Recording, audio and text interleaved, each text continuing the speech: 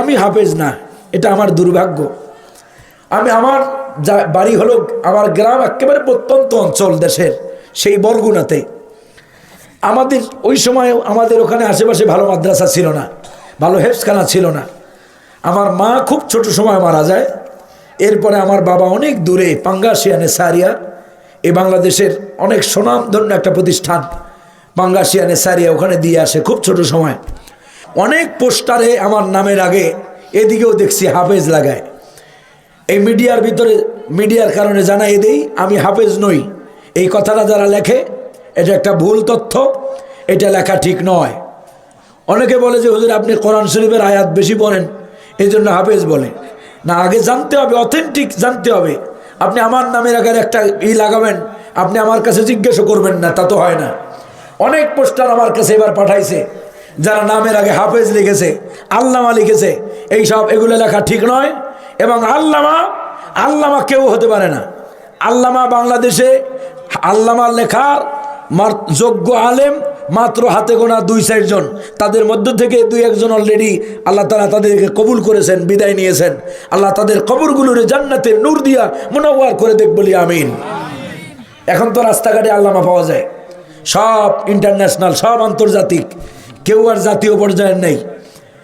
মাহফিলে বৈশা খালি একসের কিস্সা কাহিনী, আজব আজব বানোয়াট গল্প গুজব, যা কোরআনে নাই হাদিসে নাই। এইসব ফালতু কথা যারা বলবে তাদের আল্লাহর রাস্তে মাহফিলে দাওয়াত দেবেন না। অথেন্টিক কোরআন এবং হাদিসের কথা যারা বলবে তাদেরকে দাওয়াত দেবেন। তাদেরকে দাওয়াত দিবেন, যাতে তাদেরকে দাওয়াত দেন যাদের দ্বারা জাতির কিছু হলেও ফায়দা হবে, যারা জাতির সাথে বাহানাবাজি করে না। ভাইরা আমার, নিজের বরত্বের জন্য নয়। এই মাহফিলে আসছে এই যে ইমরান আমার সাথে কথা বলেছে, বলতে পারবে না যে হুজুর রে আমাদের আজকে বিমানের টিকিটটা ওদের দিয়ে করাইছি, যেন বলতে না পারে যে হুজুরের আগে বিকাশে পাঠাইতে হয়েছে, 1 পয়সা পাঠাইতে হয় না। এবং যারা এই ধরনের আগে জিজ্ঞেস করেন যে অগ্রিম দেওয়া লাগবে, মিডিয়ার মাধ্যমে বলতে চাই তাদের এইসব ফালতু প্রশ্ন আমার করবেন না। আমি আল্লাহর কোরআনের দ্বীনের কাজ করি। হ্যাঁ, আমার গাড়ি ভাড়া বিভিন্ন সময় বিভিন্ন মাধ্যমে যাইতে হয়। সম্মানের বিষয়টা যেহেতু আমার এই কাজের জন্য আমি আমার ব্যবসা বাণিজ্য চাকরি বাদা কিছু করতে পারি না, এই জন্য এই কারণে আপনারা যেটা দেন সেটা আনজিলুন্নাসা মানাজিলাহুম, মানুষদের মর্যাদা সম্মান বুঝে সেটা আপনারা দিবেন। কিন্তু সেটা আতুল আজরা আজরাহু ক্বাবলা ইয়াযুফা ইরকা, কোন আলেম যারা অগ্রিম টাকা নিয়ে ওয়াজ করতে আসে এটা জায়েজ নাই। আপনি কেমনে নেন? আপনার হায়াতের গ্যারান্টি কে দিল যে আপনি মাহফিল পর্যন্ত পৌঁছতে পারবেন? এই গ্যারান্টি আমাদের কাছে আছে? 60,000 70,000 80,000 টাকা অগ্রিম আপনার পেমেন্ট কইরা, তারপরে আগের দিন পেমেন্ট কইরা তারপরে আপনি মাহফিলে আসেন, এটা ঠিক নয়। আল্লাহ তাআলা জাতির হেদায়েত দান করেন বলি আমিন। জাতির আল্লাহ হেফাজত করেন বলি আমিন। এরা হলো ধর্মের নামের এক শ্রেণীর অসাধু ব্যবসায়ীরা। আল্লাহ তাআলা এদের থেকে গোটা জাতিকে হেফাজত করেন বলি আমিন। এক বছরে হয়তো একদিনই আসছে, আর কোনো দিন দেখা হবে কিনা জানি না। আলেমদেরকে সম্মান করবেন। আলেমদের সম্মান দিয়েছেন কে?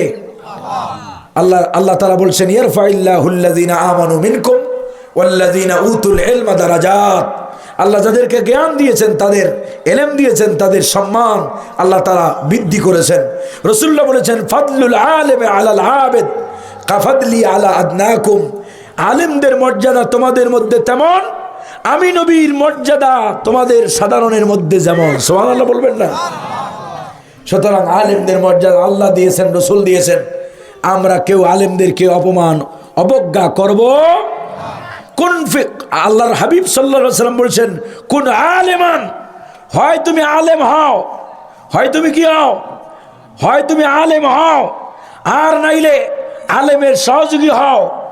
আমরা আলেম যারা হইতে পারি নাই, এই যে দ্বীনি ইলমের কাজে সহযোগিতা করে আমরা সহযোগী হচ্ছি, অথবা আলেমের মহব্বত করবেন, আলেমের ভালোবাসবেন।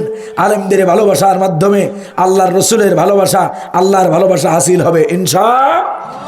মসজিদের ইমাম যারা আছে, মসজিদের ইমামদের এই সময় বলতেই চাই কথাগুলো, একেবারে না বললেই নয়। মসজিদের ইমামদেরকে যেই পরিমাণ যে অল্প টাকা হাদিয়া দেওয়া হয়, বেতন দেওয়া হয়, এইটা মুসলিম জাতির জন্য খুবই লজ্জাজনক। বর্তমান বাজার মূল্য, বাজার দর অনুযায়ী দারুল উলুম দেওবন্দের ফতোয়া, একজন বড় মুহাক্কিক মুফতি দারুল উলুম দেওবন্দের, তিনি বলেছেন বর্তমান বাজার মূল্য অনুযায়ী যদি ইমামকে 15 থেকে 20,000 টাকা, 20 থেকে 15,000 টাকার নিচে বেতন দেওয়া হয়, তাহলে ওই এলাকার মানুষের নামাজি হবে না। কারণ ওই ইমাম এখন 10,000 টাকা দিয়ে, 5,000 টাকা দিয়ে আপনার সংসার চলে কারো ডাইলার আলু ভর্তা খাইলেও চলে না। ইন্ডিপেন্ডেন্ট অথবা যমুনা যে কোনো একটা টেলিভিশনের সেদিন একটা দেখলাম, একজন সাংবাদিক দেখাইছে যে ব্যক্তি মাসে 22,000 টাকা বেতন পায়, সে গরুর গোশ আর খাসির গোশ না, স্বাভাবিক মাছ তরি তরকারি কেনার পরে মাস শেষে তারে আরো 2,000 টাকা ধার করতে হয়। কথা বুঝতে পারছেন আমার?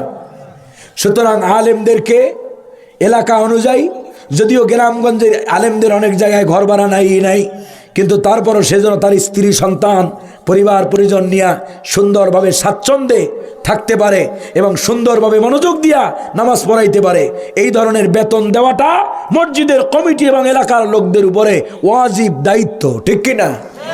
আল্লাহ তাআলা বোঝার তৌফিক দান করেন বলি আমিন। সম্মানিত হাজিরিন, সব দিকে লক্ষ্য রাখবেন। আল্লাহ তাআলা আমাদের জীবনকে সুন্দরভাবে কোরআন সুন্নাহ দিয়ে সাজানোর তৌফিক দান করেন, আমিন। আজ আর নয়, অনেক কথা বলেছি। আল্লাহ তাআলা আমাদের সবার নেক আমলগুলো কবুল করেন বলি আমিন, বদ আমলগুলো মাফ করে দেন বলি আমিন।